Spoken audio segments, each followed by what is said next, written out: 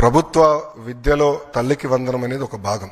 ఈ రోజు అన్ని పాఠశాలలు ప్రారంభించారు. మీరందరూ ఒక్కసారి ఫీల్డ్ లో చూస్తే 80% మంది పిల్లలకి ఈ రోజు డాక్టర్ సర్వేపల్లి రాధాకృష్ణన్ గారి స్కూల్ కిట్ అందిస్తాం జరిగింది. మొదటి రోజే పుస్తకాలు, యూనిఫామ్, బ్యాగ్స్, షూస్, సాక్స్ అన్ని మేము అందిస్తాం జరిగింది. గతంలో ఎప్పుడైతే జరగలేదు, మేము అందించాం. ఆ 20% కూడా 20వ తారీఖు లోపల ఆ పిల్లలకి ఈ స్కూల్ కిట్ అందిస్తాం. గతంలో ఇంటర్ పిల్లలకి స్కూల్ కిట్ అనేది తీసేశారు. ఏప్రిల్ మాసంలోనే ఏ పిల్లలైతే ప్రభుత్వ జూనియర్ కళాశాలలో చేరారో వాళ్ళకి స్కూల్ కిట్ ఏప్రిల్ మాసంలోనే కూటమి ప్రభుత్వం అందిస్తాం జరిగింది. అంతేకాకుండా మేమందరం చర్చించి, నాదెండ్ల మనోహర్ గారు నేను చర్చించి పిల్లలకి సన్న బియ్యం ఇవ్వాలి మధ్యాహ్న భోజనం పథకంలో అని నిర్ణయం తీసుకుంటాం జరిగింది. దాంట్లో భాగంగా ఈ రోజు మేము అది కూడా మధ్యాహ్న భోజనం పథకంలో అమలు చేస్తాం జరిగింది. మూడో చాలా కీలకమైన సంస్కరణ మేము తీసుకొస్తాం. అదేంటంటే 1 క్లాస్ 1 టీచర్ మోడల్. ప్రాథమిక పాఠశాల అంటే ప్రైమరీ పాఠశాలలో ఒక్కసారి కానీ చూస్తే కూటమి ప్రభుత్వ అధికారంలో వచ్చినప్పుడు కేవలం 1200 పాఠశాలలు 1 క్లాస్ 1 టీచర్ ఉన్నాయి. అంటే ఫస్ట్, సెకండ్, థర్డ్ గ్రేడ్ ఉంటే ఒకే టీచర్ ఉండేవారు.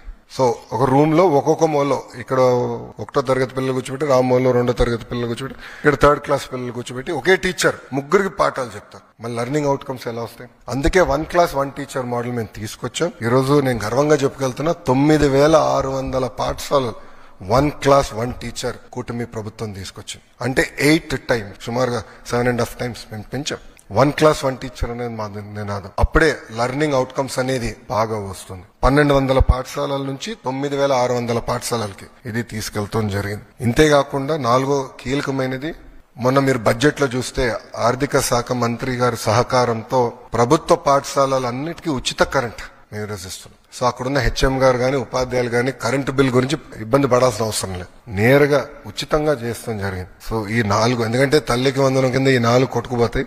అట్లా కాకుండా చాలా కీలకమైన డబ్బులు ఇస్తామే కాదు, పిల్లల్ని బాగా చదివించాలన్న బాధ్యత మేము తీసుకున్నాం. మీరు చూస్తే అసెంబ్లీలో నేను గ్యారంటీడ్ ఎఫ్ఎల్ఎన్, భారతదేశంలో ఏ రాష్ట్రం అలాంటి నిర్ణయం తీసుకోవాలి, మేము తీసుకున్నాం. We will guarantee FLN. అది చెప్తాం చాలా తేలికైంది. దానికి సంస్కరణలు తీసుకురావాలి, దానికి మొత్తం సిస్టమ్ సెట్ చేయాల్సిన అవసరం ఉంది. మీరు కూడా చూస్తే ఇప్పుడు టీచర్ ట్రాన్స్ఫర్స్ కూడా జరుగుతున్నాయి. నేను ఆన్లైన్ మెకానిజం పెట్టాలనుకున్నా, ఉపాధ్యాయులందరూ లేదు మాన్యువల్ పెడితే బాగుంటుందని కోరటం జరిగింది. నేను మా ఎమ్మెల్సీలు అందరితో చర్చించిన తర్వాత మాన్యువల్ మెకానిజం మేము రివర్ట్ అయ్యాం. దానివల్ల వాస్తవంగా ఆలస్యమైంది. ఏంటంటే నా లక్ష్యం ఏంటంటే పిల్లలు మొదటి రోజు స్కూల్కి వెళ్ళినప్పుడు ఆ సంవత్సరం ఉన్న టీచర్లు వాళ్ళు మొదటి రోజే వస్తారని లక్ష్యంగా పెట్టుకున్నాం. కానీ అది సాధించలేకపోయా. దానివల్ల నేను చాలా బాధపడుతున్నా.